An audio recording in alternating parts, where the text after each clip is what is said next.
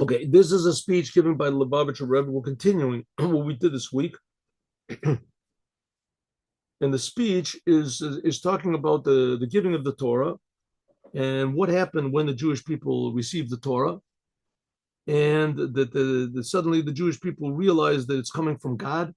Every word is coming from God, and that the world is coming from God. So everything was brand new. Everybody felt everything brand new. Says the Rebbe, the same is that every year when we celebrate Shavuot, we remind ourselves of the fact that the Torah is brand new constantly. God is constantly giving the Torah and the freshness of the Torah, and so is the world brand new. And so we should remember every day brand new. So there isn't. How could it be brand new? And every day we're not brand new. Well, everything is new, fresh. We're the same person that I was yesterday. I'm the same person today. So the Rebbe said, well, we can take a small example from the Torah. The Torah, there's constantly new ideas being revealed in the Torah. More and more books are being revealed, are being written, more and more ideas, more discussions, and you say novel ideas and questions are being asked, and unusual answers are being given, and in the Torah constantly. And sometimes you see these genius ideas are being revealed. Sometimes there's amazing ideas, inspirational ideas are being revealed. One example is what we're learning now. All these ideas of Hasidut, right? These ideas were not available to everybody like they are now, and in the form that they are now, they were never existed. So there's new ideas are being revealed all the time in the Torah. Says the Rebbe, that's the way God gave the Torah. When God gave the Torah, if you look at the Torah face value, go and buy a book of the 5 books of Moses. So you read it, you can't really understand anything. It was given with the intention that the rabbis had to explain it. And who's a rabbi? That's also right difficult. In order to be a rabbi, you have to know the whole Torah. You have to be a God-fearing person. You have to know, and it's such. So therefore, God gave the Torah in order that we should learn it and bring out new ideas in the Torah. The same thing is in the world. In the world, there's always new ideas being brought out, new ideas in science, new ideas in health, new ideas this that are being brought out in attitude and how do you say the how to succeed in life, and what success means, what's really meaningful. Always there are new things that are being revealed all the time, right? But there are certain ideas in the Torah and also certainly in the world that can only be revealed by Mashiach. And the main thing Mashiach is going to do is in the days of Mashiach, which basically we're in the days of the Mashiach now, is God is going to reveal new ideas in the Torah. God is going to reveal. God will open up our mind to the point where every human being in the world will have no question whatsoever that the Torah is the only time that God told what he wants in this world. Every letter of the Torah is God's will. Every interpretation of the rabbis in the Talmud is God's will. Everyone will feel this. Everyone will see this. The whole world will understand exactly why we're here and what we're supposed to do. Just like in England, you naturally drive on the left side of the street. In America, you drive on the right side of the street. So the same thing is everybody naturally will want to do what's right, and they'll avoid doing what's wrong. Even though you have the option, you can do whatever you want, but people won't. They won't take the option of doing bad because people will feel God. That's the point. And people will feel the value of the physical world. Says the Rebbe, all this is a very, very big, amazing thing. Says that was the idea of the giving of the Torah. But now we have this week, and usually that's the way it always comes out, that the Shabbat after Shavuot, when we receive the Torah, elevates the days before it. And if the days before it, one of the days before it was Shavuot, so the Shabbat elevates that also. So how can there be an elevation in this essence revelation of God that we're talking about, and that we'll see that there's a new world and the new this? How can it possibly be elevation? Okay, so first of all, number one, I think it's very important that we have to understand that we really don't have any idea what we're talking about over here. Because what does it mean, elevation? What does it mean this world becomes elevated? We elevate it. We see God. In the time of the Holy Temple, people would go to the Holy Temple and they would see God. What would they see? What would they see? What would they see? A God hasn't got a form. He hasn't got a person. What would they see? So they would see and feel that they're being created. They would feel, what is that? What do you see? They would see that the world is a big creation. They would see that God is creating everything and that God is not a thing. If so, what would they see? Oh, there's nothing to see. What would they see? What would they see? They would see that up to now, what they've been seeing and thought that was all reality, they would see clearly that this is just like the point of the they say an inverted iceberg. The tip of the mountain is just this physical world. And even though this physical world is tremendously important to God, but as far as reality goes, we don't see any of it. Just a little tiny, a little bit of a tip. So somehow or other, this is going to be revealed even more. At Mount Sinai, we got the whole picture. We got the whole picture. How is there going to be elevation? So he says, well, I'll tell you like this. This week's Torah portion is called Naso, which means to be lift up. It's called lift up the head. The idea of lifting up the head is learning Torah. You learn Torah with your mind. God gave the Torah. The Torah is a book of ideas. You have to learn. You have to at least know how to read. Right? You have to know that. You have to know the meaning of the words. Simple meaning. Right? What is the simple meaning of the words? And then you have to know the simple meaning of the sentences. And then you have to try to put the whole thing together. That's called your head. The head is learning Torah. That's it. Elevating the head, that's the name of this week's Torah portion.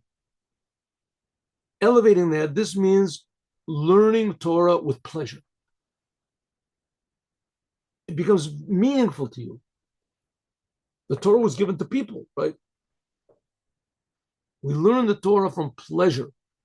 It's above understanding. Above understanding. It says there's nothing higher than pleasure. By means of this is added a tremendous benefit in learning the Torah. You can make new ideas in the Torah.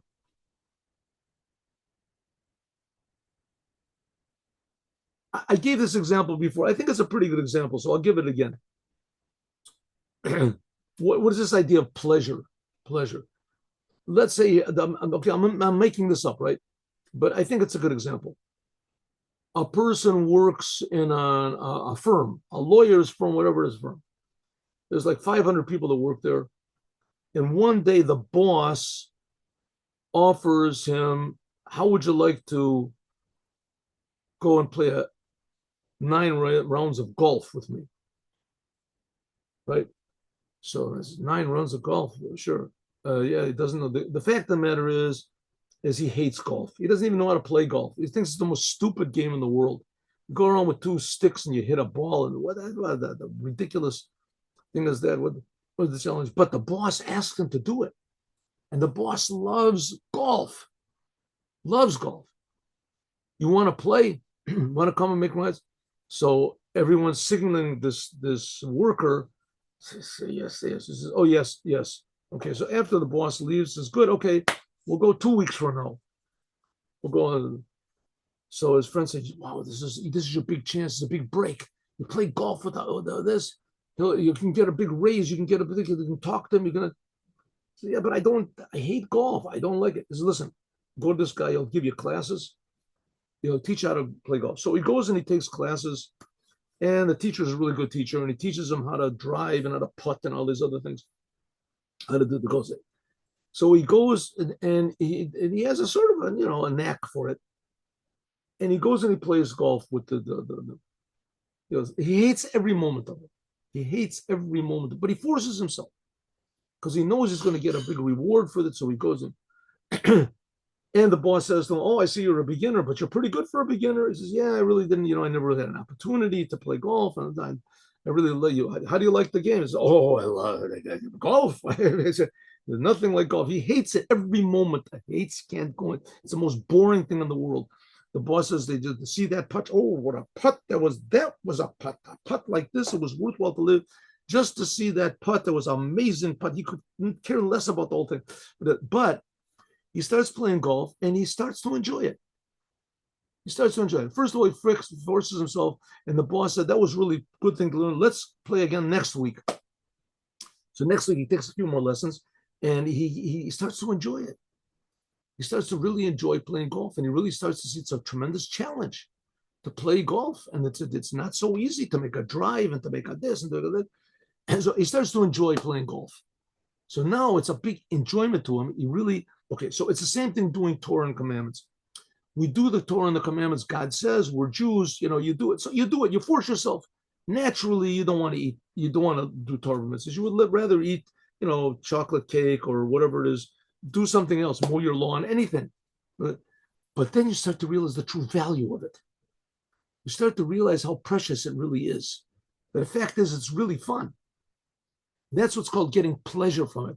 Getting pleasure, tainug, means you realize the good which is in the item that you're doing. You realize how precious the thing is. You're not thinking about what I'm going to get from it. The thing itself is good. So it says pleasure is above any understanding. But by means of this is added even greater in learning Torah. You get more, the head becomes elevated until chidush b'Torah, until you start having questions in Torah, and then you start trying to find answers. You make what's called novel ideas in the Torah. And even more, this is an addition in the Torah itself. You elevate the Torah. This is what's going to be in the future. That the Torah Chadash HaMitet says Moshiach is going to come and reveal the true godliness in every word of the Torah. It says the reasons of the Torah. This is the pleasure of the Torah. Now, pleasure has no end to it. Right? Okay, maybe pleasure in golf has an end to it or something like that. But I'm not sure that is. I mean, I'm not a big golfer. I have no idea what it is. But once a person gets good at something, and he really, it clicks by him, it resonates by him, so he gets pleasure. Says the Rebbe, the Torah should resonate by every Jew. Because the ideas in the Torah are the reason that we're being created. That's the source of life. Life, everybody likes to live if you're normal. Even though it says elevate the heads of Gershon, is relevant only to the tribe of Levi. But in the future, it says that all the Jewish people will be the level of Levites. Like the Maimonides says, Lo Shevet Levi V'Levad, not only the tribe of Levi alone is devoted to God, but any person that wants to devote himself to God and separate himself from God and to serve God of Avdo in order to know what God is, any person, including non-Jews, and he takes from around his neck the yoke of how do you say, of all the different calculations and worries that are in the world that people worry for. And he's not thinking about fame, and he's not thinking about riches, and he's not talking about power. He's not thinking about he just wants to come close to God. So this Kaddish, any human being that wants to do it can do it. We're not talking about that he stops working, whatever. He does working, but he's not working in order for to become rich or to become famous. He's doing it to feed his family or to provide services to the people, to survive. He has a hardware store. People want the nails, they want the hammers, they want, right? So he provides the needs of people. And when he does, he talks about God. So everything becomes a part of his service of God. A person that wants to do that, so any person can be Levi. That's what's called Noseb B'nai Gershon. Gershon is one of the tribes of Levi. In fact, that's the way it's going to be in the future. Lo yeh esek kol ha'olam, the whole world, how much more so the Jewish people, al achat kama v'kama b'nai Yisrael, that all people want to do is just to know God alone. Therefore, all of the Jewish people will be tremendously wise, and they'll know hidden things that are concealed from what God is. That's all people will want to do, is to know God. It doesn't mean that people will stop working. but the work, because God wants them to work. The work in order to make the world a better place. But the main thing people want to do is to understand the Creator, truth. This is especially in this week's Torah portion with the Nazir. The Nazir is in this week's Torah portion, Naseh. This Torah portion is Nazir. What's the Nazir? The Nazir is a person that takes on himself to be holy. A Nazir, it's a little bit difficult for us to understand nowadays, but a Nazir is a person that he makes a vow not to drink wine, not to drink any wine. And he's going to devote himself to God. He doesn't cut his hair. It says Samson, Shimshon, he was a Nazir. It says that Shmuel Navi was a Nazir. They devote themselves. Nowadays, you're not supposed to be a Nazir because at the end of your vow, it's a vow of becoming a Nazir, as you go to the holy temple and cut your hair, bring the holy. Now there's no holy temple, so you have to be a person that makes a vow, as he has to be for the rest of his life. So it's better not to be a Nazir. Okay, there's a lot of laws involved, but nevertheless, this is basically the thing of a Nazir. A Nazir is, the laws are talked about in this week's Torah portion. A Nazir is stressed that I will wait every day for the Moshiach to come. Why? What's it got to do with one another? A person that says, I am a Nazir on the day that King David comes. A person makes it, right? Says, the day that King David comes, I will stop drinking wine, never drink wine again. I will not defile myself for a dead person. I will not cut my hair. Makes a vow, right? But when does the vow start? It takes effect the day that King David comes. Okay, so let's say King David comes. In Judaism, the day starts when the night falls, right? So let's say Moshiach comes, Ben David. Moshiach comes 12 hours after nightfall, right? 12 hours after, 6 o'clock in the morning. Let's say the nightfall is 6 in the evening, 6 in the morning. So in the nighttime, if he drank wine, so he defiled his vow, right? And so you don't know when Mashiach is going to come. So therefore, a person that makes a vow, I am going to be a Nazir, not going to drink wine, etc. The day that King David comes, so immediately he has to stop because King David, the Mashiach can come any second. Asr la'olam, he's forbidden immediately forever. Given Shekol Yom every day is the day that David can come. Listen, Hova, now, Hine Zem, Hine Bol, Mashiach is going to come right now. If this is understood that the idea of a new Torah is going to come from me, that will elevate the heads of the Jewish people and eventually the whole world in an ultimate completion after beginning the world. I'm sorry, after separating, one separates himself from the world. That's a Nazir. He separates himself from the pleasures of the world. So this is not a thing that's going to come in the future. It's not a thing that's going to come in the future. It's not in the Mashiach will come. Teitzei will come. Right? In the future. Ela begetter hove. A person that makes a vow, on the day Mashiach comes, I am going to be a Nazir. Immediately he has to stop drinking wine. Immediately. That's what it means that this new Torah can come immediately. Until the second after that, it's already in the past. Torah Chadasha Me'ite Yatsa. It will come out. It's not that it will come out. It is coming out. So that's the whole idea of Mashiach. Mashiach can come and is supposed to come, and the laws of Nazir show it. That if a person makes a vow, I am going to be a Nazir, the day Mashiach comes is immediately he has to stop. Because Mashiach can come any day. Says the Rebbe, that's the novelty in the Torah, raising up in the Torah. No said Rosh, the Rosh is the Torah. Also, there'll be a novelty in the world. The same Isaiah says a couple sentences later, there'll be a new heavens and a new earth I'm going to create. This will be created, the new heavens and the earth will be because the new Torah that I'm going to make. Okay, what does it mean, a new Torah? What the law of gravity is going to be reversed. Things will fall up instead of falling down, right? people will get younger as they get right. They'll get born in the shape of 1,000,000-year-old elephants, and then they'll get younger and younger until finally. What does it mean? Nature will change. The world will change. So it means the same thing as the Torah will be a new Torah. But nothing is going to change in the Torah. Nothing is going to change in the laws of the Torah. The definition of what a Jew is not going to change. Same thing in the world. Nothing's going to change in the world. There'll still be all the laws of gravity and all the laws of propulsion, whatever it is. The world will be, but there'll be a whole new meaning in everything. In the beginning of our Torah portion, it talks about, I'm sorry, right. This is also hinted at in Parshas Nasi, that the world will be new. Also, in the beginning of our Torah portion, I think we get, okay. In the beginning of our Torah portion, it talks about counting the family of Gershon, one of the three families of the Levites.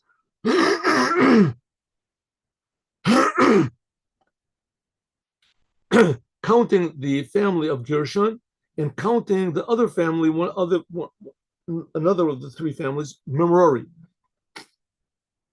to see how many of them have reached the age of 20, that they can start to work. Lavod l'maseh, to work in the temple and to lift things up. That when they would travel from one place to another, so they would carry the component parts of the temple, of the tabernacle. It says avodat masa. They did how do you say, the carrying thing. Nesiat Uriot, they carried the curtains and the crushim and the boards when they traveled, the 42 journeys they made in the desert. And in the end of this Torah portion, it talks about how they set up the tabernacle. And the day that Moses finished setting up the tabernacle in the desert, then it starts to talk about how each one of the tribes, they brought the offerings, etc. That's what we learned about in the Kuti Torah. We learned about. Okay. Yesh Lomar, we can say, that the connection, Yesh Lomar, we can say, that the connection of the inauguration of the tabernacle in the desert and carrying it from one place to another when they were in the desert, that's the connection to this week's Torah portion. Nasa is like the giving of the Torah in the desert. The whole idea of giving the Torah and the traveling of the Jewish people wandering around in the desert 40 years is the same. They went to a place which is uninhabitable, Eretz lo yashav adam sham, where no person can be, Kedei, in order that the desert should become tachton, the lowest level, that there's no level lower than it. Nothing can grow there in the desert, not plants, not anything. But the Jewish people were there in order to transform the desert, that the desert should be a place where God can dwell, a dwelling for God, right? The Jewish people, when they were traveling in the desert, they made blessings, they settled, they had family and children, they prayed, they did the commandments when they were in the desert. Learn Torah. The same thing, the Torah was given in the desert, in order to take the lowest part, the most dead part of the world, and bring it to life. There was similarly in our case, that the whole idea, nowadays, we're also in a desert. The desert is this world. That's the idea of elevating the head. The completion of the Torah is drawn into the world. That this is the whole content of making a tabernacle after and in a condition and a continuation of the fulfillment of the Torah. In order that the revelation of the giving of the Torah, Yum Shuch v'Yachter, should be drawn down and permeate the physical world. This whole idea, Inyan Zeh, will be ultimately in the future when Mashiach comes, when the third temple will be anointed. It says, Mikdash Hashem konen liyadecha, the third temple which will be made by God. It says it's already made, it just has to come down or be revealed, whatever. As then will be revealed that in every place that I mention my name, that my name is mentioned, Azkir Shemi, Avo Elecha Berachticha. And every place where the Jews mention God's name, God will come and bless us. And not only the Jews, non-Jews also. Like it says in the end of the Ten Commandments, and the Kol Olam Kula will be revealed everywhere, every place in the world. That's the idea of the desert, namely that the completion of the Holy Temple, the third Holy Temple, which that comes from the Torah.